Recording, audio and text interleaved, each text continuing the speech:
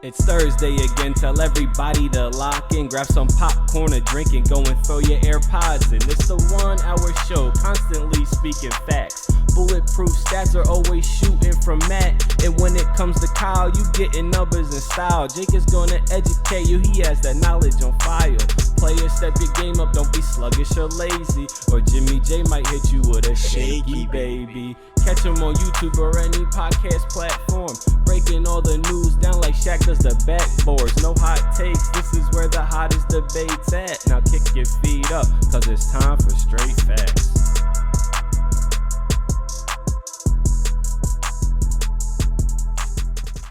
What's going on, y'all? Welcome back to Straight Facts, a sports show that educates and entertains. As always, brought to you by the Up On Game Presents podcast network. Make sure you guys are following them wherever you do get your podcast, Apple, Spotify, iHeartMedia, and all of that. But listen, Stat Matt, we got a good episode today, man. I'm liking this one because it's been a minute since we had a really good guest to break things down. And I'm joined with our guy, Damian Adams, host of the Real Deal with Damian Adams podcast, also co-host of the 3rd and 3 podcast, but he's joining us on Straight Facts podcast. So Damian, man, appreciate you joining us and our Straight Facts people. And you tell people all about your podcast, what you do, and everything.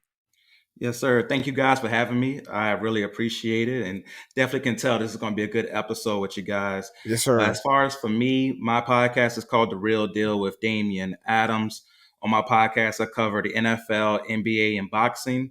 So if you enjoy those three sports, or even just one of the three or two of the three, you definitely will enjoy that podcast. I pride myself in presenting straight facts as well, but you also get some laughs, some serious talk in my podcast as well. So you definitely will enjoy it if you're a sports fan. The other podcast I do is called the 3rd and 3 podcast. That one is more NFL based. You know, you could probably guess with the name 3rd and 3. And of course, it's with three people. It's with Jason Fearman, Nikki, Justin, myself. Those two are very experienced and know their football for sure and have a lot of experience actually covering the league and being around the league. So I learned a lot from those two. So you can subscribe to both of those podcasts wherever you listen to podcasts. The 3rd and 3 podcast is actually done live on Facebook every Wednesday night. So if you go and look up 3rd and 3 on Facebook, you'll see us every Wednesday night at 7 p.m. Eastern time for the 3rd and 3 podcast. But if you can't catch it live, don't trip. Just subscribe and listen to it later on. I love it. I love all of that. So you used to doing live podcasts, so we don't got to worry about you being not ready for the moment, or you were even worried about doing this on one take because, like you said, it's the real deal. You do it live. I like that because, man, I think that merges. Mm-hmm. We got straight facts and we got the real deal. I think that coincides perfectly. For sure. But as you guys know, our Straight Facts listeners, you guys know, we're continuing with our off-season series as we patiently await for football, and it's almost here. No more Sundays without NFL football, and pretty soon it'll be no more Sundays without real NFL football until February. But it's still the off-season, which means some news has been shaking, some things have been going down. So we're just going to, real quick, Dane, what we're going to do is we're going to have a little off-season update and just see what's going on, what happened this past week in the league, and see how things are shaking up a little bit. But the first thing, and I think the most important, is Kareem Hunt, after requesting from the Browns a long-term deal, a contract extension. He's on the final year of a 2-year deal with the Browns. The Browns say no, deny his request for a long-term extension. They don't come to terms. So then Kareem Hunt requests a trade from the Cleveland Browns. And so it looks like Kareem Hunt's parting ways from Cleveland. Cleveland is committing to a one-back set now with Nick Chubb. So Dame, I'll come to you first. Just a first immediate reaction to the Nick Chubb news, or to the Kareem Hunt news, and like who is affected more by this move? Is it Kareem Hunt or is it the Browns? Well, it'll definitely be Kareem Hunt that'll be affected more, depending on how they go forward with the situation. So with the news that I read, it was that they declined the extension, and then it was like when he asked for a trade, it was like, oh no, we're not gonna trade you either. You're just gonna play out this contract, or you're gonna sit down. And it's something that you don't see a lot of teams do, especially in the NBA. You don't see teams say, you're under contract, you're going to do this. Like, this is what you signed up for, be a professional and play. And that's what the Browns are saying. The Browns are saying, okay, we couldn't come to terms with you on, a long-term extension, but you're just not going to get out of town. We want to commit to having you on the team. Now, if he is so disgruntled that he doesn't want to play, I don't see Nick Chubb having an issue carrying the load. Like, he's definitely somebody who can carry the load. He can handle that as a running back, and they can go forward with him. And maybe even I believe they still have Dearness Johnson on the roster as well. So if they still have him on the roster, he can fill that role fine. Like, it's not like Kareem Hunt is going to cause the Browns offense to not be as good as it was last year. There's other elements outside of running back position that we all know about with Deshaun Watson that would cause the Browns to have issues on offense. It wouldn't be the running back position. So Kareem Hunt, I don't know if this was the best way to go about it for him, being with his history as well. Somebody who the Browns got for cheap because of his history, and he's been clean the last few years as far as his off Been field. squeaky clean. I was about to say, been Yeah. squeaky clean since. Been squeaky Yes. clean since. Yeah, it's been squeaky clean since, but that type of thing just doesn't really leave you, right? It still is in the back of people's minds sometimes. And unfortunately so, because like you say, he's been squeaky clean and probably is a great person. But because of his history, it's going to be hard for him to say things like, I want to trade. I've been doing this, squeaky clean for a couple of years now, and you guys should let me out of my contract, or you guys should trade me for something else. People are going to be like, come on, bro, you're a football player making millions of dollars. They want you to play football. So I don't know if I was his agent, I would advise him to do that. I would try to see if maybe you play out this year, ball out, be professional, and then next year when you're a free agent or the Browns see this and like, oh, we need to keep you on. So I think that'll definitely affect Hunt more because the Browns have other ways to make up for his production. It's not the first time we've seen Cleveland this season go to feud with one of their players, and eventually the last time their player won. So Statman, I mean, do you agree with Dame here? Is it no player empowerment over there in Cleveland? The thing, it's not about Cleveland, it's about running backs. The sad fact of the matter is that running backs really don't matter that much in today's NFL. And I really think whenever the next collective bargaining agreement is, the NFL Players Association union rep needs to push to get running backs something, because it's just going to be running backs going into the league on a 4-year rookie contract. Then the NFL is going to say after the 4-year rookie contract they're used up, they're not worth a contract anymore. Kareem Hunt is 26 years old. He just had 4.9 yards per carry. This is when you would normally give a running back an extension with some good money, but the history is it just never works. The only time it works is when it's for like Adrian Peterson or Derrick Henry, and he's not that caliber. And the Browns are right in this scenario where you're a running back, you have no leverage. Sit out, we'll find a replacement back to be 80% as good, and it won't affect us that much. Well, here's why I think the Browns are correct because of how their team is being constructed. Not in a sense of, Kareem Hunt not being worth, a contract going forward, because I think could be and he will be, and I'll get to that part later. But if you look at the Cleveland Browns, you don't have the same team as you did with Baker Mayfield being there. That team with Baker Mayfield, you wanted them to be a run-first team, took more pressure off of Baker Mayfield. Look how big they were. This two-back set of two physical, powerful backs, David Njoku, Jonathan Peoples-Jones, like big receivers, big on the offensive side. Now the dynamic of their team is flipped. Amari Cooper is still a bigger wide receiver, but that presents speed now. Deshaun Watson presents speed, a dynamic quarterback. And so if I'm looking at my offense, I'm not looking at a team that I want to be run heavy anymore. I don't want a two-back system. And not only do I have two backs, I have two backs that produce at a number one back type level. I have two 1,000-yard rushers, and which one of them is better in the passing game? Like that, there's your point, Stat Matt. That's why running backs are going down. It's not that the value of running backs are going down. The value of just physical running backs who aren't named Derrick Henry are going down. If you're not Derrick Henry, you better be able to produce in the passing game as well, or teams are going to find you expendable.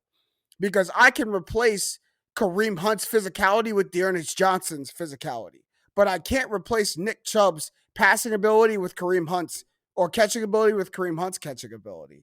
So I think it's more of the Cleveland Browns kind of recognizing where their offense is going and saying like, hey, man, like we'll see how we'll play out your contract this year, just because we're not just going to let you walk, and we don't really want to trade you because running backs don't have a crazy value.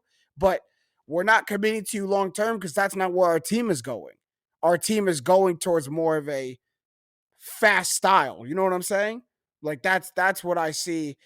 It's almost like, hey man, it's just a business. This is not like Dame. You bring up his past, but I don't think it's anything personal with Kareem Hunt. It's Deshaun Watson fell in our lap, and this is where I think our team will be best. It's not your style of run. Now, you guys both make great points. Matt's point about the running back position not being as valued as it was, in the past, in the glory days of the Emmitt Smiths and the Barry Sanders and all those guys. He a running back hater. He a little running back hater. Let me tell you, like he got you got something against running back. I don't know what it is. No, I like running backs. I just don't think they're like. I think the dumbest thing the Eagles could do next season is give Miles Sanders an extension. But I don't dislike Miles Sanders. It's just how the NFL works. I love Shady McCoy. I love Brian Westbrook. They're some of my favorite players when I was a kid and when I was in college. And now it's just the glory day running backs. That's what you don't like new running. You don't new Brian Westbrook was a new running back just in the old days. He could catch the ball out of the backfield and run. He had seasons with like 1,000 rushing yards and then like 600 receiving yards. He was ahead of his time. But yeah, like to that original point, like that's the truth. Like running backs are being devalued unless they are those guys who can carry an offense like a Derrick Henry or someone like a Jonathan Taylor, those type of guys who the whole offense is dependent on. Even Alvin Kamara in New Orleans doesn't have the same lows as Derrick Henry, but he is as important because of his role in the offense. So if you're not the type of back, you're Kareem Hunt and you're splitting time, it's hard for you to say, I need a new contract now. I deserve this now because you're splitting time. Like you pointed out, James, that he is very important to the offense because of what he did last year in the passing game or in the running game, as far as being that physical back, being that change of pace guy. But Dearness Johnson can do that same thing. And we've seen him in games, right? When both running backs went down, Dearness Johnson went out there and balled out. So we know that he's capable. So once you have someone else who can do your job, they may not be as good as you, but they can provide that same production. Mm-hmm. Like, what else can I say as the Browns be like, hey, we're presenting the facts. Like, this is what it is. That's what it is. This is just a business at the end of the day. Like, it's nothing against you. It's just like, hey, man, like this is not conducive to what our team, and Dearness Johnson can do it well enough for us. He may not do it like Kareem Hunt, but he can do it well enough for what the Browns need. And to your point exactly, Dame, running backs went down last year. Dearness Johnson stepped up, and everyone kind of immediately knew that this brother was going to make a name for himself when he's out there, scored a bunch of touchdowns in the 2-3 games that he gets. But I don't think this is the end of the road for Kareem Hunt. There are so many teams in the NFL that can use this brother, and don't get it twisted. You give him 90, 100 carries a season, and he's still probably going to give you close to 1,000 yards.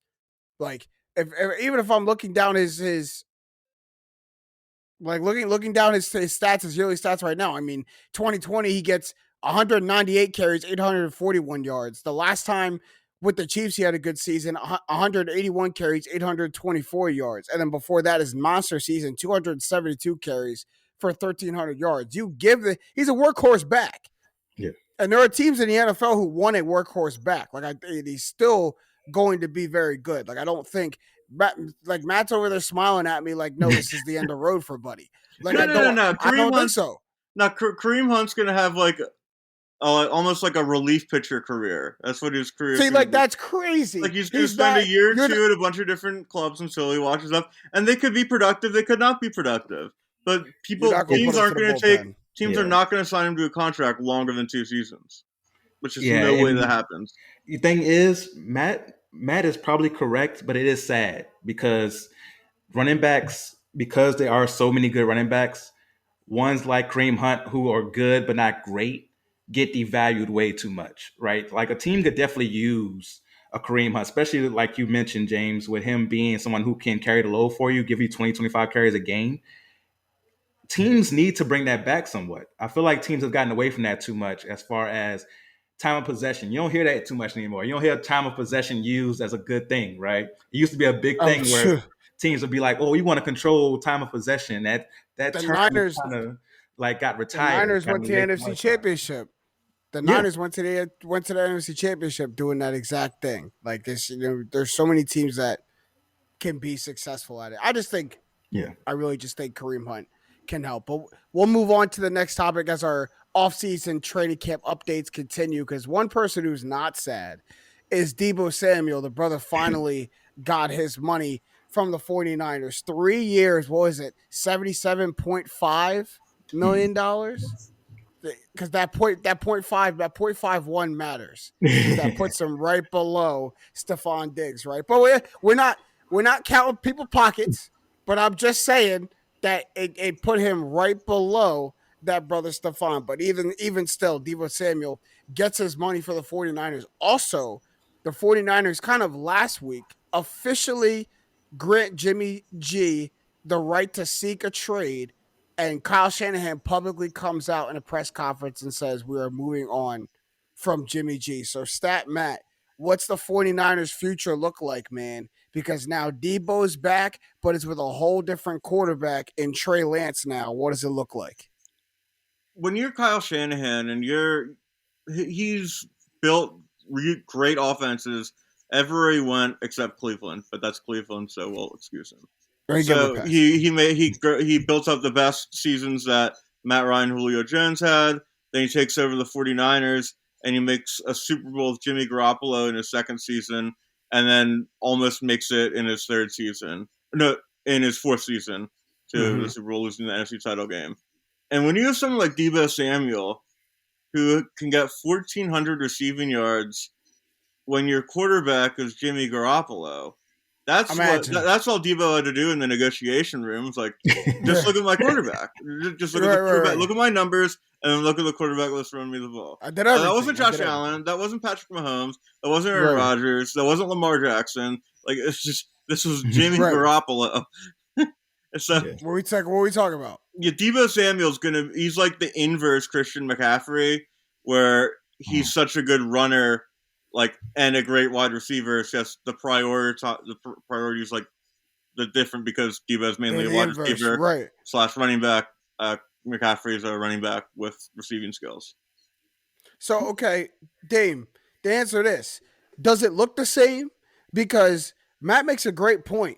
Like, it was Jimmy G. What we talk about? The most painfully average quarterback. If you listen back to all of our episodes in the middle of last season, Matt will attest, I hated talking about I hated every time we talked about Jimmy G, because I was like, he shouldn't be winning. He shouldn't be doing the things that he's doing. He shouldn't be getting by. So the fact that it is different now, like, Trey Lance is dynamic. Trey Lance can actually get the ball down the field, get himself out of danger, can make creative plays. Does that add to the creativity that they had with Deebo Samuel, or does that make them ask him to be more of a traditional wide receiver, because we have a quarterback that you don't have to relieve so much? Well, they do have some rushing yard incentives in his contract. So I'm guessing that he's still going to be used in that way. Maybe they'll be able to be creative with it. You might even see like some old school option type plays when you got somebody like a Trey Lance, and maybe you have Deebo Samuel come around on the end around. They do like an option where he can pitch it or keep it. I can see them being very creative in the run game and adding things like that, because they have an athletic quarterback now. But also, when bringing in Trey Lance, you got all the upside, but you also have the downside, right? So with Jimmy G, he's painfully average. Trey Lance is going to be painfully up and down. Like, because this is his first year being a starter, he's going to have those great moments where, in those great games where you're like, oh, okay, I can see why they traded so much to get this guy and why he's so hyped, coming out of college. But he's also going to have those moments where you're like, oh, this is his fourth game as a starter. I see why he's having these moments. So I think for Deebo Samuel in those moments, you're going to have him as the runner and also be the best guy for Trey Lance to go to in those moments when he's feeling panicked and he knows, okay, I got to go to this guy. He could be my blanket for me when I'm in danger. And that's why he's getting paid so much, to be that branch for Trey Lance to get from being the young guy to being what hopefully he becomes as far as being a great quarterback. I think Deebo Samuel is going to be the guy to help him get there.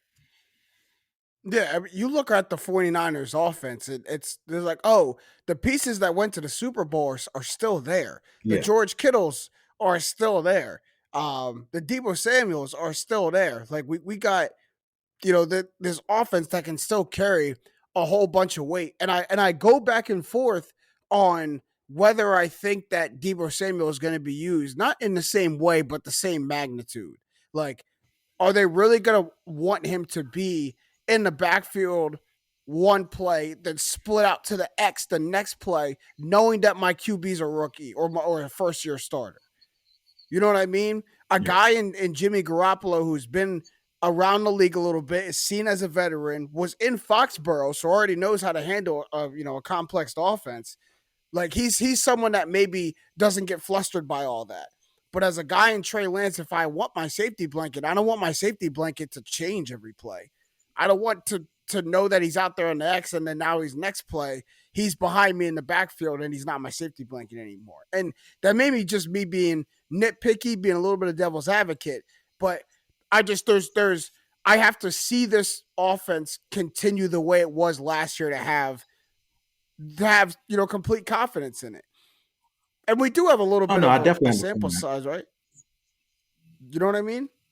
Like we do have a little bit of a sample size, like a couple starts.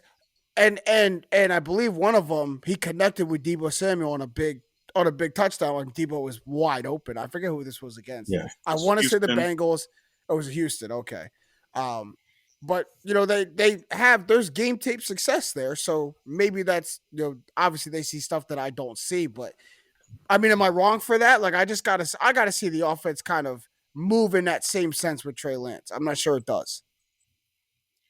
Yeah, no, I don't think you're wrong to have that hesitation because he's a first-year starter. We only saw so much. Like you said, it's a small sample size we saw last year, which in that small sample size, we saw some ups, like that pass you mentioned. We also saw some downs. We saw him sit in the pocket too long, not be able to go through the progressions of his, to play fast enough. And maybe in the off season, and right now he's improving that. And you'll see what you're looking for in those first few weeks. But because the talent around him is so great, they'll also be able to make up for those times when he's having those downs as well, because they're so creative offensively and their defense still be good. So I think it's going to be very, very interesting as far as the way they use Deebo. But I think they still have to be dynamic with his usage, because if you put him in one spot, you're really kind of helping the defensive coordinator out. Defensive coordinator's up at night worrying about the different ways you're going to use Deebo Samuel. If you put him just at the X, now defensive coordinator's like, okay, I got one less thing to worry about now when it comes to preparing for these teams. So I think that you still have to use them in a dynamic way, but you may have to dial it back just a little bit, especially those first few weeks, just to make sure Trey Lance has a hold of the offense. I think a lot of little 5-yard ins to Kittle to begin the season, because young quarterbacks love tight end safety valves. That's true. Yeah, Kittle's down there at TEU just working all that out. Can't wait to get the season started. All right, but Statman, how do you see Trey Lance as his first year as starter? Now that it's complete, there's no question about it. They even told Jimmy G, go find your next home for yourself. How do you see Trey Lance now? Like, how do you see this first year as I think the expectations for him are too low. He was the 3rd pick in the draft. Mm-hmm. He is sat, and it's his second year in the league. He sat for a year, his second year in the league.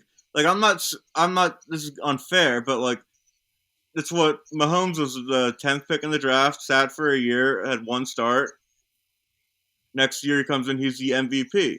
Like that's the range of things that could happen. Like Wentz, the second year out of North Dakota State, was the year he contended for MVP. Lance could be a top 10, top 5 quarterback this year, and I don't think people are really bracing themselves for that possibility. If I were to guess, I think what Damian said was right. He'll have a lot of ups and downs, but I think it'll be more ups and downs, and I think if he could get himself sorted out by December, they could really go on a Super Bowl run. Ooh. I don't know, Matt talking to me into something, man. I don't know. That sounded because you're right. They did it the right way. As much as you would want to rush something like Trey Lance, they said he's so raw, let him sit behind a painfully average quarterback. So, because there are some ways to being a painfully average quarterback. Like there's some never being rushed, there's some knowing everything that's going on in the play because you got to be able to manage the game on a high level. And for what it's worth, the brother went up into Green Bay and beat the Packers to go to the NFC Championship game. He did. There's something to be said. He didn't score a touchdown on offense. With the sound, I don't. Yeah, but he somehow beat him. But that's the game right there. Whenever a special teams coach wants to say that special teams matters, they should play that game. Like this is why special teams matters. But it's also the game management by Jimmy. He ain't win the game, but he ain't lose it.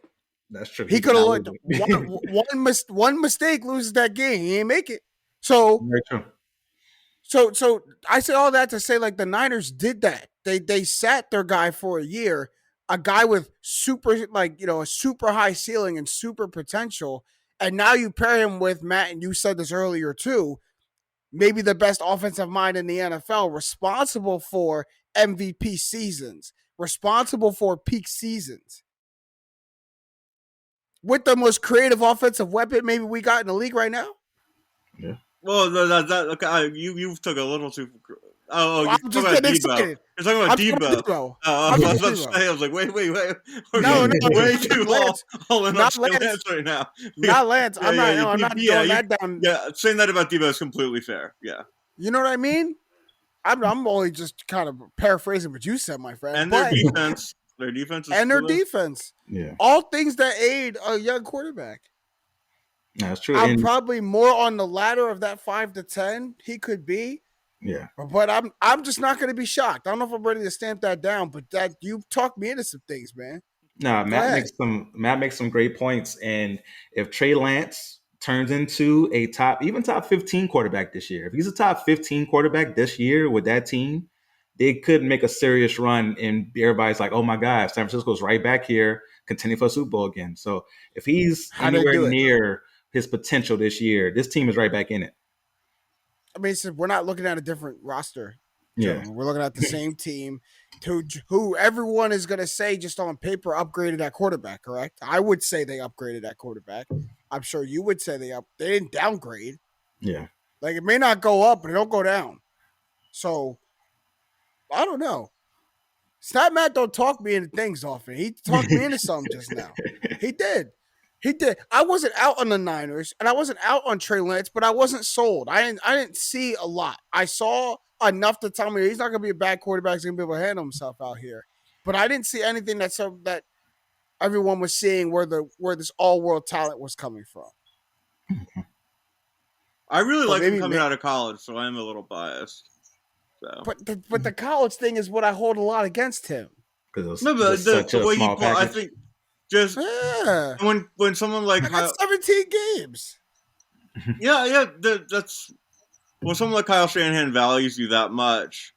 It's just like sometimes I just watched a video about a pitcher who learned how to pitch. Who was in college? He was a shortstop. They ran out of pitchers. Boom! They needed him to be the pitcher. He was the best pitcher on the team, and they knew that immediately. And then he became an long-term MLB player. Like sometimes when you find out, and you know. When you find out, you know. You tied a bow on it nicely, but the analogy was reach. But you tied a bow on the concept nicely. I got what you're saying. I got what you're saying at the end. All right, we're gonna move on. Last update from training camp comes out of Pittsburgh because they have officially named a starter, and I don't know if the fact that they named Mitch Trubisky their starter is more head scratching to me, or the fact that they named their first round pick, Kenny Pickett, their third string behind Mason Rudolph. You get put behind Mason Rudolph in any depth chart, you just got to assume that it's personal at this point. But the Steelers are going with Mitchell Trubisky as their week 1 starter, presumably. I guess there's still 3 preseason games left. I'm sure there's still a month of training camp. Who knows what happens? But to me, this means that they want to ride out at least to week 1 with Mitch Trubisky as QB1. So, Dame, talk to me, man. Is that the right move? Yeah, I'm not there in training camp, so I'm not seeing Pickett. I don't know if he's out there throwing a bunch of picks or, if he's managing the game or if he's grasping the playbook. His first year NFL playbook could be difficult. Trubisky's he's a veteran now. I know he's still young, but to league standards, he's a veteran player. So he probably comes in there has grasped the playbook. He's had a year behind Josh Allen in that Buffalo offense. Probably learned some things and picked up some good things there. So I think it's the right move for it to be Trubisky's job to lose. Like you said, still 3 preseason games left. So if Trubisky's horrible throughout the rest of training camp, maybe Mason Rudolph or Pickett can get that job. But I think it's the right move for Trubisky to be in the lead right now for this job. And Trubisky's got talent. There's a reason he went number 2 overall. Now, some of that reason was incompetence from the Bears. Yeah, I'm about to say, someone fell asleep at the wheel. That's the reason number 2. Yeah. But I hear what you're saying. But the reason that incompetence happened was something was there that caught their eye. And I think that something might still be there with him now. Nice Right? We know he has a good arm. He has good feet. He can run the ball. So we know that there's some things there, right? I know Matt is not feeling Trubisky at all, but there's some good things there. What he sound like? You know what he sound like? He sound like the dude you trying to let down easy, the girl you trying to let down easy. Like, she's not good looking, but she got a nice personality and she got a nice job and she worked hard. But you know what I mean? That's Trubisky. Like, he's not a good quarterback, but he got good feet and he got a good arm and he listens well. And it's like, and if you give that to Mike Tomlin, what will Mike Tomlin give you? Mike Tomlin will give you a hard-fought, not an 8 season if you give him that quarterback. You give him a quarterback who just got a little bit of good things wrapped around in a bowl that won't derail you, he'll churn you out a good 9-8 season, will he not? I think Kenny Pickett not being the starter, that had to happen. There's no way he was ready. I didn't think it was a first-round pick. He was first-round pick, Pittsburgh, nice story. Trubisky being a fill-in starter for a year, fine. There's nothing wrong with that. But I just can't get over the fact that he was never that talented. People really talked him into something before the draft that made no sense to me. This is I'll never forget, because I'm a big Clemson fan, Damian, and I watched all of Deshaun Watson's college games essentially. Yeah. And then I watched everyone say that Mitch Trubisky would be a better quarterback than Deshaun Watson. And say one about all the stuff that's happened that isn't football, but just as it's just unconscionable. Trubisky, I feel bad for him. He was a late 2nd round pick that unfortunately got drafted 2nd overall. If he's your backup quarterback, you're in a good spot. Yeah. Like that's what Mitch Trubisky is. Yeah, I'd love him to be a backup quarterback on any team if I was being charged of. But if anyone can get a 9-8 out of season, it's Tomlin, because that's all he does. And people underestimate how bad Roethlisberger was last year, and they still went 9-8. So, but I just think that division's too tough. It's just you punt. The Steelers are punting the season, and Trubisky's a perfect quarterback if you want to punt. Yeah, I mean but a good punt, but pin the other team inside the 5-yard line, because he's good enough to win you some games. He's good enough to get you to 9-8, but it's not, it's not the long-term option. And I'm not sure what this says more. It says more that, this is Trubisky is a bridge quarterback, or if it says even more that Kenny Pickett's not the option at all. And moving him to 3rd to me is some kind of a statement. And I'm not sure what it says more. If it says that, like you said, Damon, he's just out there just not performing not performing well in camp or not doing anything. To be honest, I haven't heard any real Kenny Pickett news, right? I haven't either. You hear a lot of news about quarterbacks making a good throw here or making a good read there. I ain't heard about how Kenny Pickett's tying his shoes. So I don't know.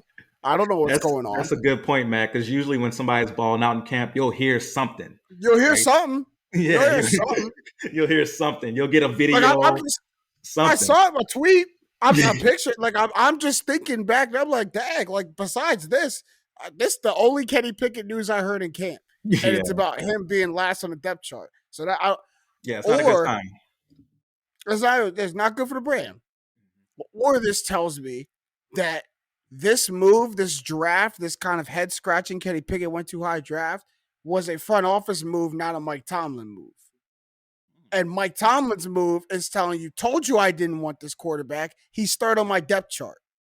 Like he's not moving the needle like you guys said he was going to move the needle. He's not the answer like you guys said he was going to be the answer. He's not worth the first round draft pick like you guys said he's worth the first round draft pick. Now, all speculation.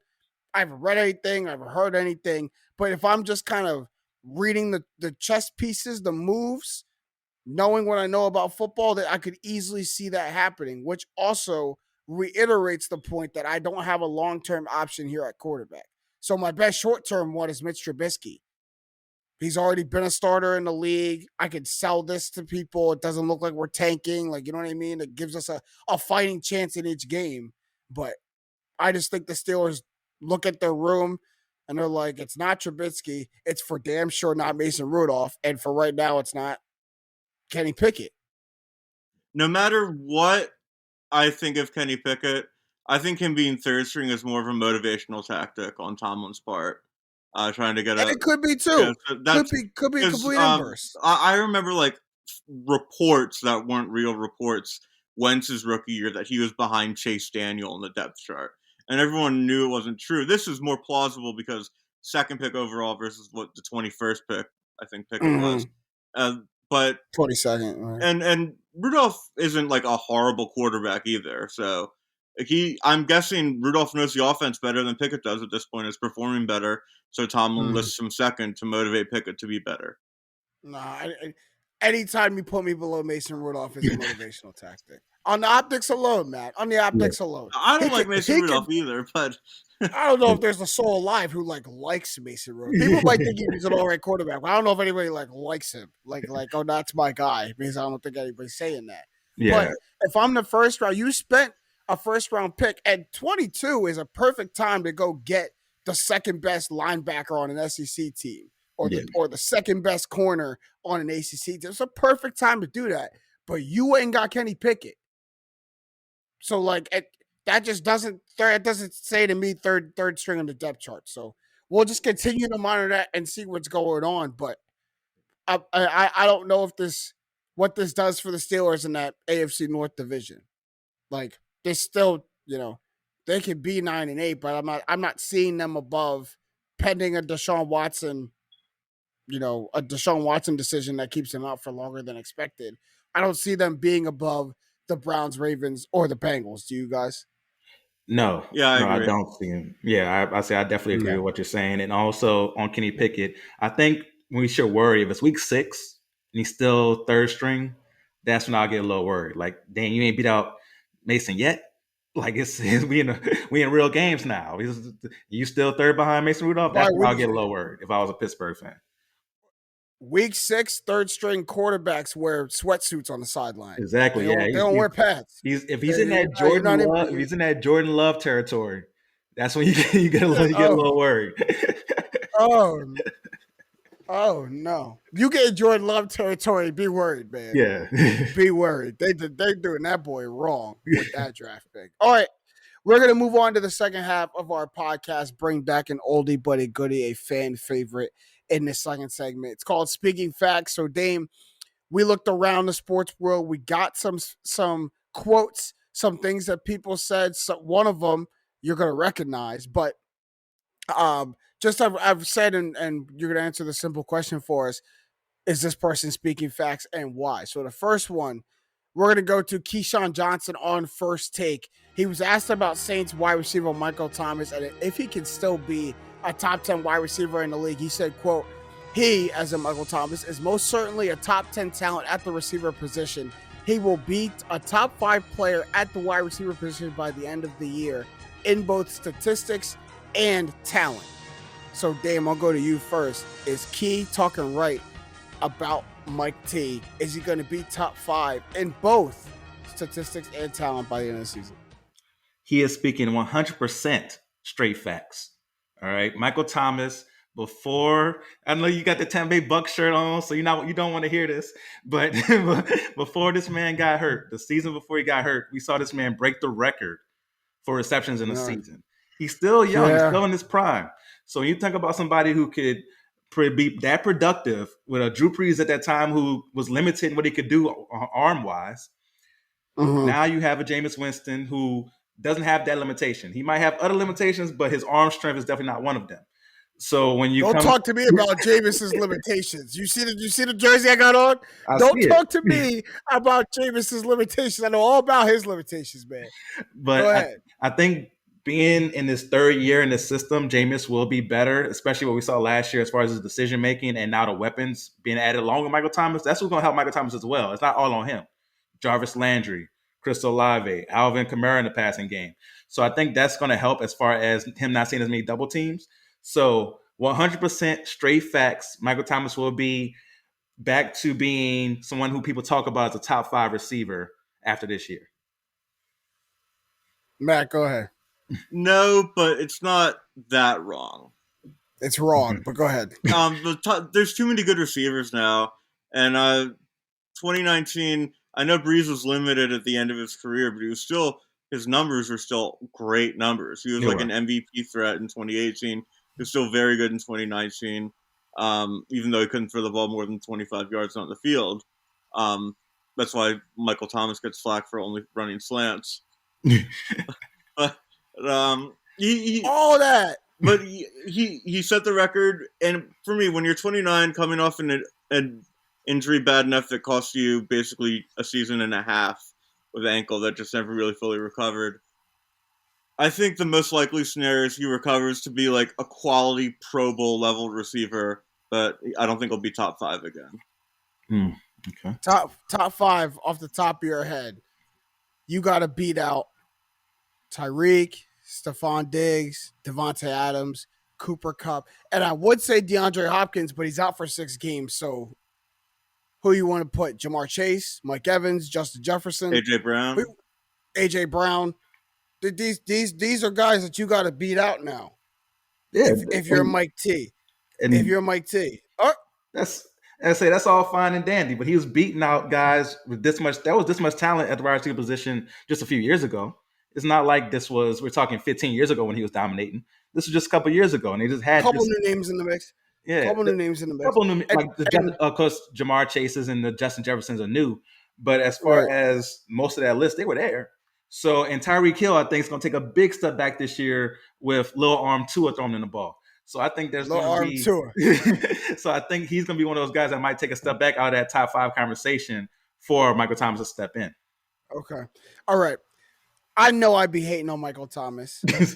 old slant boy over there. I do.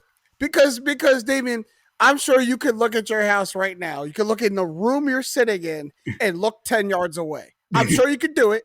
It's not that far. Yeah. And I'm sure if I asked you if I went to that spot 10 yards away and put up a target and said, Dame, throw me the ball, I'm sure you could do it. Yeah, and I'm sure it'd be pretty accurate to where my hands are, right? Yeah. So if you can do that, if you can do that, I'm sure one of the best regular season quarterbacks of all time could do it. Even though he's got a bum shoulder, even though there's a pass rush coming to him, even though things are, I'm sure he can do that. This is my one retort to that. Go ahead. Imagine how good you have to be at slants to break the record for receptions when everybody knows the slant is coming. Like you have to be really good because you can have that 10. What did the Buccaneers show in the playoffs? You can have those 10 yards. He actually didn't have a catch, so we shut all that down in the playoffs. The last time, y'all defense did a great job. We shut that whole thing down, but because you can have those 10 yards, Dame. Look at all of those receivers that you're talking about are better than him. What do they all do?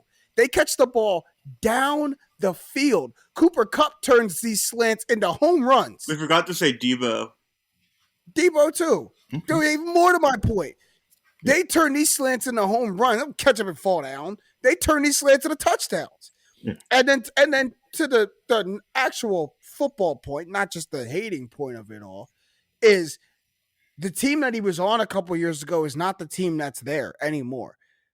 Like, you guys knocked Drew Brees for having a bad arm, but they built an entire offense around the fact that he can't throw 25 yards. So who's going to thrive? The dude who only runs slants. Our Marquise Callaways and our speed threats are all decoys. He can't get the ball down there. He gonna throw it right to Mike T at the sticks because 2 6-yard catches equal a first down. We're gonna keep moving this thing down the field. That's fine. But now you go to Jameis, who Jameis don't like looking at the sticks. Jameis likes looking at the end zone. And so what did Dennis Allen do? I draft Chris Olave, down the field receiver. Jarvis Landry, middle of the field possession receiver. Like I have now pieces who go down the field with a quarterback who loves to throw down the field. And not to mention, last time Jameis was healthy, established that great rapport with Marquise Callaway. I believe had 2 50-yard touchdowns thrown to him. Another threat that he's already created chemistry with. He don't throw the ball 10 yards. This offense don't look like it's going to be suited for Mike Thomas. So, sure, he can have all the talent in the world. He can be quick off the line. He can run a slant with the best receiver in the NFL. So I might give him top 10 talent. But in terms of statistics, next season, no way Mike Thomas turns in a top 10 receiving statistical year. No chance. No chance. I think No you're wrong. chance. I think you at the end of the day, we'll you're gonna be yelling out his Twitter name. Can't guard Mike because no one can guard him. All right, You're gonna be yelling out. Oh, slap boy, because no one can find him. That's what I'll be yelling out. Because who do I think is gonna turn in the top 10 statistical years for receiver? Let's just play the name game really quick. We already got 5 of them, right? Yeah. Tay Adams, Stephon Diggs, Tyreek Hill, Cooper Kupp, Justin Jefferson, Jamar Chase, Deebo Samuel, A.J. Brown, Mike Evans. Give me a 10th. Give me a 10th, Matt. You could go you could go out on a limb and go like T. Higgins. That wouldn't surprise me. We go Amari Cooper. We can go CeeDee Lamb. We can go. Keenan Allen, Jerry Jeudy, in Denver with Russell. So Mike Thomas to turn in a top 10 statistical season is looking at 1,100 yards, 8-9 touchdowns, and that's very doable for Michael Thomas. Very doable for Michael Thomas.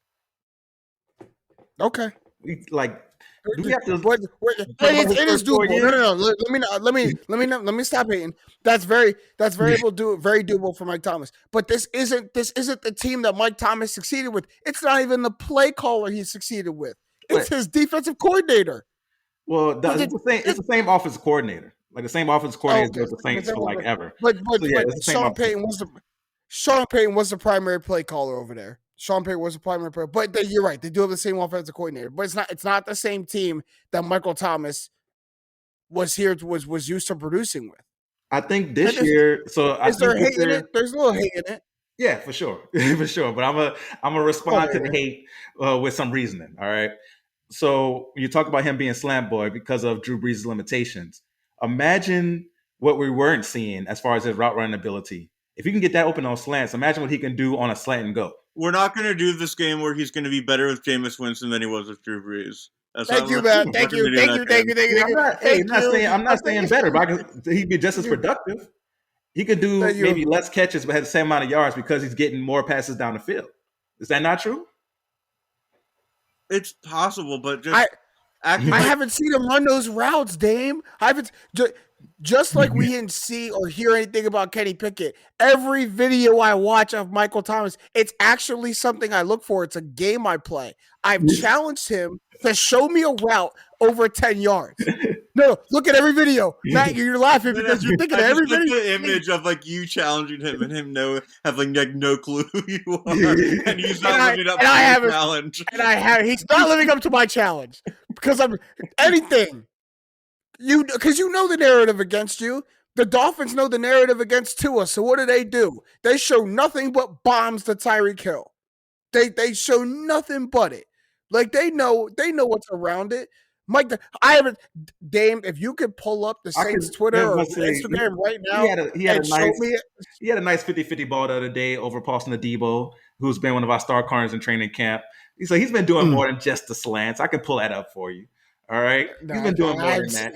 He's been dominating. From reports, he's been dominating in training camp because he is Michael Thomas, the all-time leader in receptions in the season. He's been dominating because he's that good. Are you a Saints? Only a Saints fan would talk like this. Are you a Saints fan? Yes, sir. Who that said? Oh, see, I knew it. I knew it. I knew it. I'm like, he talking way too crazy. Only a Saints fan talk like this. Or like, I knew it. I'm like, that's crazy. I can smell him. I'm like, he's talking way too crazy about Michael Thomas. He got to be a Saints fan. Oh man. So we might have to revisit all of this. I'm glad I put that on there. I had no idea. Wow. All right. We're going to move on. Great discussion. We're going to move on quickly to the hardwood really quick as Anthony Edwards put himself in a great conversation. When he was asked where he ranks among current players, he said, after this year, I think I'll be in the best player conversation. Stat Matt, is Ant-Man speaking facts? Give him 1 year. He top 5? No, but I love the confidence. He's not. There's no way he's going to be like better than Giannis or Luka or like he'll take another step up. Like he'll be top 15. If he has a really good start, he might be an all-star starter. But he's got a long road ahead of him, and he's on the right path. But he's not going to be there yet. It's just the best players in the NBA are so good. Like they're so. It's unbelievable how good they are. Right. I think he's speaking facts. The only thing he's off by maybe 1 year. But if you think it's going to take him more than 2 years to get to that best player, I think you're underestimating how quickly we're watching Anthony Edwards ascend. Like every bit of a number 1 overall pick his rookie year. This last year, I think he didn't even get as much praise as even he should have been, and people were still high on him. And I think people were even still underestimating the year that he was able to have and helping the Timberwolves get to the playoffs. And I think it only goes up here. I think we're seeing another Trae Young, Luka Doncic, John Morant-esque career trajectory from Anthony Edwards, where after 2-3 years, he's right there in the mix with not just the best players at his age group or best players at his position, but best players in the NBA. And he's someone that feeds off of experience. He's someone that feeds off of the moments. And that play-in scenario, going to the playoffs and having a tough first-round matchup, like he feeds off stuff like that. You gave him a little taste of that, and he back for more. He back for all that limelight. He back for all that juice. Like I think, like I feel the energy in which he talks with, and I feel like he can back it up. That's such a talented dude, man. Like I really think that he's speaking facts. Give him 2 years. Not the reason he's not speaking facts is the 1 year. Give him 2 years, and I won't have a problem putting him in that 5 to 10 category. Because when you say one of the best in the NBA, there's so many players. Like I think putting him in top 10 is you could put him as he's one of the best players in the NBA. So yeah, there's like 20 top 10 players in the NBA. Yeah, sure. That's true. That's true. But Dame, Ant-Man speaking facts. I agree with both of you guys. It's a mixture, right? I agree with Matt where he says he's not there. It's going to take a little more than just this year, but I love the confidence of it. And I'm right there with you where it could be just 2 years. It could be where he takes that John Morant type jump where John Morant went from, he's good. I can see it. And then the playoff, he saw a little bit. Then this past year, he just turned it up to all NBA type guy. So maybe Anthony Edwards can get to that all NBA level in 2 years. But I agree with both of you guys. I think that I love the confidence. He's just not there quite yet. But I do think he'll be an all-star this year. Oh, all-star is the floor. Yeah. All-star is the floor this year. All right, another really quick one from the hallway. DeJounte Murray, who there's something going on with that brother. I don't know what's gotten into him lately, but he had this to say. It wasn't at Paolo Banchero. It was just to all his NBA family. He said, to my NBA brothers, if you healthy and you love hooping, man, you got to get out to these pro-am games so these kids and the people who can't afford to see us can be able to see us for free. So, Dame, is DeJounte Murray facts? He's speaking facts. Should more NBA players get out to these pro-ams? Yeah, he's speaking facts. I think it's definitely something that NBA players can have their way of giving back by doing that. And, it's something some people are saying, what about, risking injury? They're playing somewhere. Like, they don't just stop playing basketball. Like, all of them are playing somewhere. They're playing at some of the famous runs you've heard about it, like a UCLA and things like that. They're playing somewhere. So you may as well, if you're going to play in front of some fans of the pro-am. You don't have to, be as disrespectful as DeJounte has been in these pro-am games. Like you can go there and chill out. Like, I don't know what's going on. What's Like, going yeah. on? I don't know. My man got traded from San Antonio and just started wilding. Like, I don't know what's going on. I'm like, dang, maybe he was like Gronk. Maybe he's being held back by the organization. And then once he gets free, this is him. Like, this is like, I don't know, man. You bounce. I don't care who you are. You bounce the ball off the top of my head twice. You got to fight. I don't care who it is. I don't care what we're doing. Basketball is secondary to that point. Put your hands in the air and prepare to fight because I can't go out. I can't have you do me like that. That's just, I got to get the backstory on that one because usually you'll see maybe one bounce.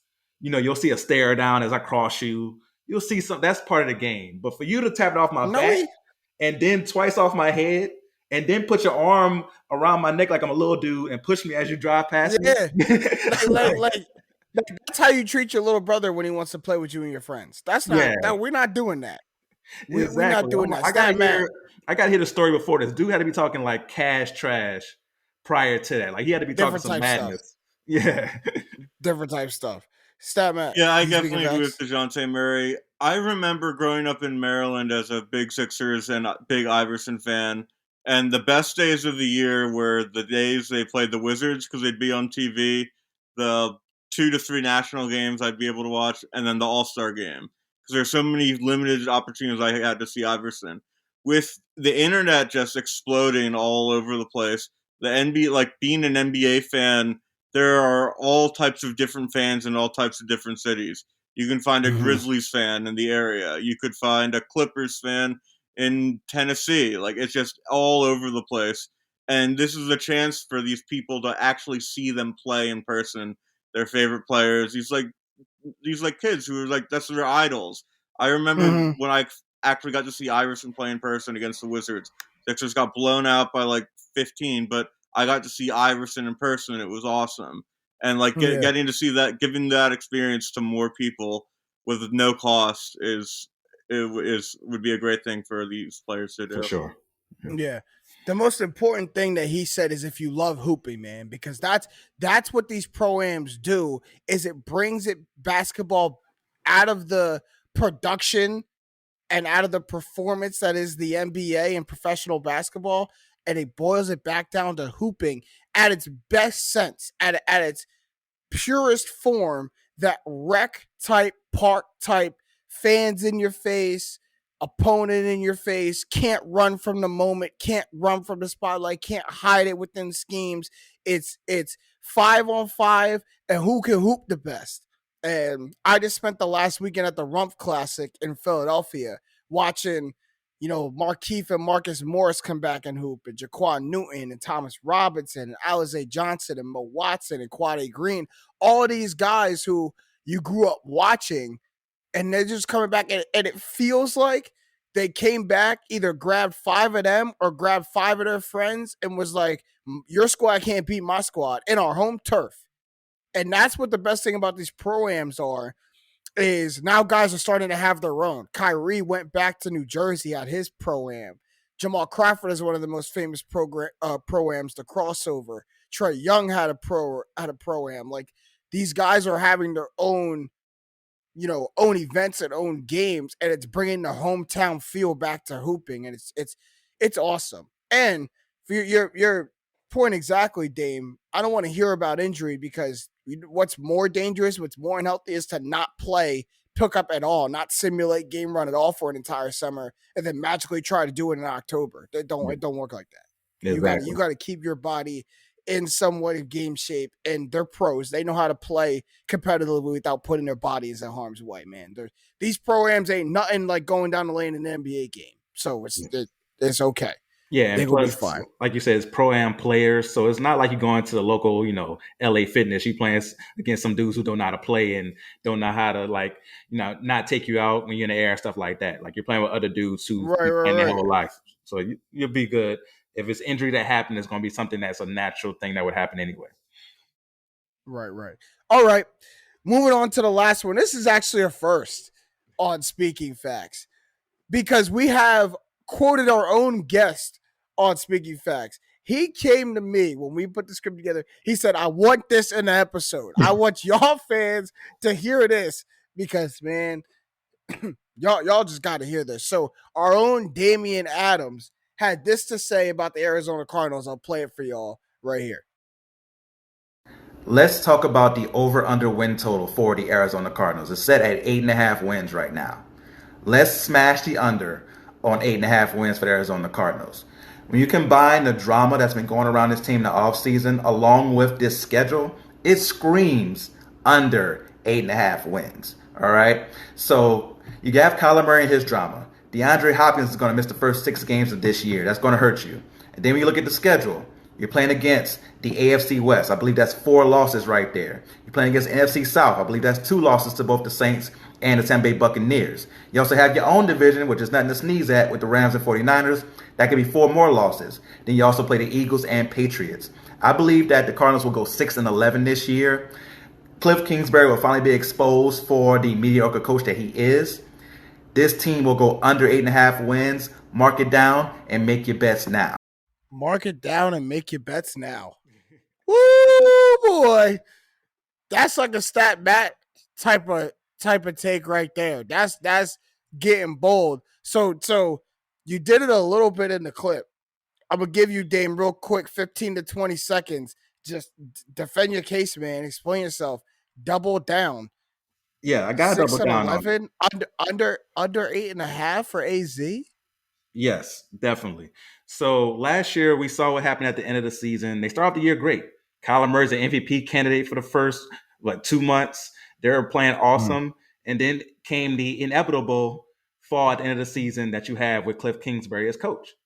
Every year, from college, his teams have fallen off the second half of each year. And they did nothing to improve this offseason. I don't believe this team got better at all. If anything, it got worse, right? You lose DeAndre Hopkins the first 6 weeks. Marquise Brown is out here trying to film Fast and Furious 10. We don't know what's going to go on with him. You see him? You see him? You see him? Look. So, this offense, beyond those 2 receivers I named, can you really honestly even name other receivers outside of the tight end Zach Ertz? You don't know who those guys are. So you're going into this season with maybe a limited amount of weapons. Kyler Murray, and is he going to study? Is he not? Is he playing Call of Duty right now? Is he getting ready for the training camp? We don't know. So you got that going on. Oh, man. The defense is not going to be good without Chandler Jones. That's a big loss on that side. Nothing points to this team being successful this year. It all points to this team going down. And like I mentioned in the video, that schedule is rough, man. No, look, points are definitely made. And I think it's just hard to fathom a team that started off the season, 10-1, 9-1, to flip and go, 6-11 now. But Stat Matt, is our guy Dame speaking facts? Not quite. I probably think they're going to get worse, but I still think they're probably like a 9-8 team. Dave, real quick, if it's one thing about Matt, he gonna predict the team to go 9-8. He love a 9-8 prediction. Hopkins is going to come back and he's going to play 11 games if he's healthy. I think Murray is going to try to prove that he was worth the contract. I think he's mad about that. There's a lot of flaws in the team, a lot of things that weren't fixed, and a lot of dumb things like giving Marquise Brown that contract. But I still think they're slightly over 500. Yeah, I mean, the as crazy as it is, do a 126 and a 65. The arrest that Marquise Brown had in the jurisdiction he's in is seen as a misdemeanor. So yeah, he's going to go to the judge. Yeah, he'll be playing. You get a stern talking to. They see you play football, so they fine you a lot, and then you're back on the field. No harm, no foul. I don't think he'll get suspended in any way. And let's look at the first 6 games of the season for the Cardinals. The Chiefs, the Raiders, the Rams, the Panthers, and the Eagles. My good golly gosh. I see 5 losses. My goodness gracious. That's what you do without DeAndre Hopkins. That's what you have to go and face without DeAndre Hopkins. So when you put all of that together, it doesn't. We're not getting off to a hot start for the Cardinals. But I just 6-11 is just hard for me to see. And so I agree with the concept of what you're saying. Your concept is speaking facts. Be prepared for the Cardinals to struggle. Be prepared to not see the Arizona Cardinals that we saw last year. But a quarterback as talented as Kyler Murray, as talented of weapons as you have when you're at full strength, I gotta be able to see more than 6 wins. I just gotta see. See, do But you I'll still agree with support you the on 8.5 though? no, and that's where I was gonna go. Okay. I'll agree with you with hitting the under. Well, I'll absolutely agree with you with hitting the under there. So 7 or 8 wins is I'll see much more than 6. Give another win or two. The ball bounced their way in a couple of games. You know what I mean. Someone is hurt when they're playing a big team, but no, they very well can start the season 1-5. They probably will start the season 1-5. That's really their first 6 games of the year. Yeah. Like, why is nobody talking about that? I've never seen someone have to start a schedule like that. That's ridiculous. Yeah, now it's crazy. But the way their schedule just shaked out this year with the AFC West and the AFC South being the other divisions that they play, it was gonna be that tough. The schedule's gonna be tough either way, however you put it.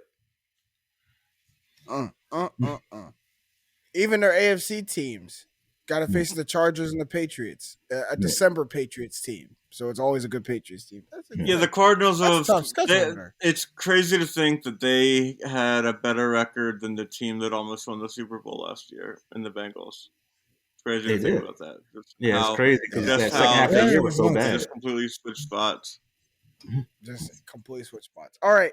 We're almost out of time for this episode of Straight Facts. It's been a great one. Big shout out to my guy, Damian Adams from the Real Deal with Damian Adams podcast, also the 3rd and 3 pod. So, Dame, here's our time that we call at the buzz. So you get about a minute to get anything off your chest that you need to, man. Anything that you wouldn't be afraid to tell your mama. So go ahead. You got a shot for us to stay at the buzzer? Yeah, let's talk about something else, man. We ain't talking about Kevin Durant. My man Kevin Durant is out here saying he said that either you trade me or you fire Sean Marks, the GM, and Steve Nash. Not one or the other. Both of them. You got to fire both of those dudes or trade me. And for me, I'm like, dang, that's bold. It's bold that it came out. It came out because they wanted it to come out. So, like, the fact that they wanted this to come out is super bold because you're pushing their hands like, dang, are we going to really fold to his pressure and believe that this team is going to be in so much turmoil if he stays that now we can't just play ball? Or do you say we're going to play ball with you and we got to get a new GM and a new coach? That's crazy, especially in August. Like usually you're doing that right into the season, June, July. We're in August now. They probably relaxing on vacation and you hitting them with they got to fire the GM and the coach and now hire a new one. So I think it's so crazy to me that this is a situation he wanted. He wanted Steve Nash. He asked for that. I mean, most of those players he asked the GM for. And now he's like, oh, I don't like the situation. Get me out of here. Or fire the guys that I get told to do these things or the ones that I wanted here to do what they did. It's just so nuts to me, man. So Kevin Durant, man, he's amazing for content, man. I'll tell you that much. Well, I mean, all that it is really wanting a situation and seeing like how can I get them to get to that point. It's almost like when someone wants you to get a reaction, so they're just saying what they think is going to get that reaction. KD wants to get traded. KD does not want to finish his contract out on the Brooklyn Nets. So I think this is one of those moves that I'm like, they're not actually going to fire the guy that I wanted them to bring here and the GM who is responsible for all these moves. So if I go there and tell them, hey, either trade me or fire these two, that's your ultimatum. KD's thinking okay, well, I'm not going to fire these two, so we'll trade you. It may not be right now, may not be at the All-Star break, but if that's your ultimatum by the end of the season, fine. Yeah, the thing is, KD's going to hoop because KD loves to hoop, so I don't think he has a lot of leverage. I just think exactly. I don't think it is either, man. I think, and you pull out Hail Mary moves when you don't have leverage. Mm-hmm. It's just a Hail Mary pass. And I think it's just, a way for KD to try to get his way. So, no, but and every time the NBA offseason winds down, that boy KD wake up again. I mean, he say, oh, y'all, don't forget I'm here. I can stir some things up too. Yeah. Is that Matt? You got something to say at the buzzer? I just want to shout out Secret Base on YouTube. They're a very big YouTube person. They're John Boyce, Alex Rubenstein. Came out like 4 months ago, but I didn't watch it till now.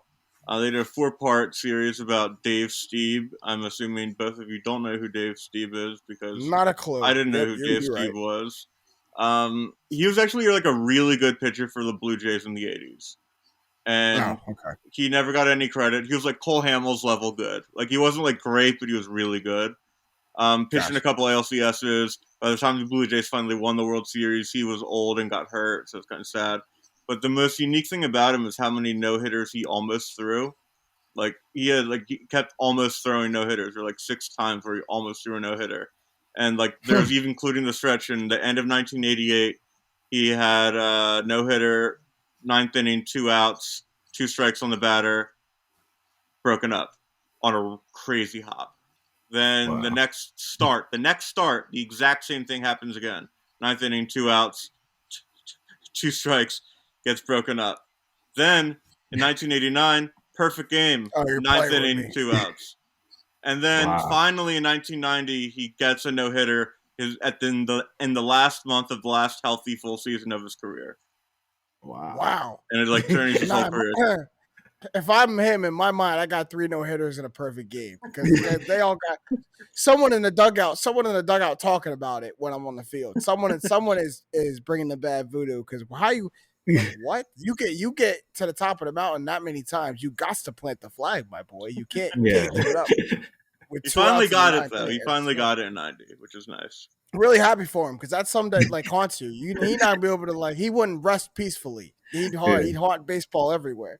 I got something to say at the buzzer really quick before I do. Shout out to Serena Williams who announced that her career is about to come to an end. I mean, I don't know about y'all, but in my lifetime, I don't know if we put it in a vacuum. I've maybe pound for pound seen 2 other people dominate their sport like Serena Williams dominated her sport singly. Yeah. Like on the men's side, I have 3 people who did it likingly. But in sports, it's like her. In my lifetime, it's like her, Tom Brady, and Floyd Mayweather. Yeah. Like I haven't seen anybody else do in their sport what Serena did in tennis. So shout out to the I think you have to put Tiger in the mix. Put Tiger in there too. Yeah. Put Tiger in there too. But shout out to her. But for my second point, Matt at the buzzer, Matt, it's time to play one of our favorite games. Damian, you'll love to play this game. Does James have unrealistic social expectations? So for reference, Damian, one time, I sneezed and my mom wasn't there to bless me. If you know me and I sneeze, you don't say bless you, I'm going to call it out for it. If I was to sneeze in this podcast or you guys didn't bless me, I would have called you out for it.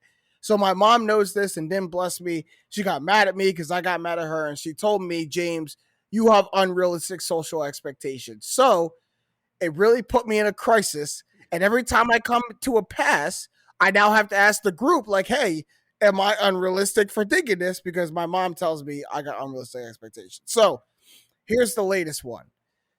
If I'm coming to pick you up, I'm driving from my house to your house to grab you and we're going somewhere. And I let you know that I'm about to be there. I text you 5 minutes away at the light, wherever. When I pull up, don't you feel like that person should be ready? You don't got to be out the door waiting for me on the curb. But when I text you here, I shouldn't be waiting for like 5 to 10 minutes after that. That was your 5 to 10 when I let you know that I was down the street. So when I text you, I give you about like 2 minutes just to get everything situated, say bye to your dog, do whatever you got to do. Were you early? No.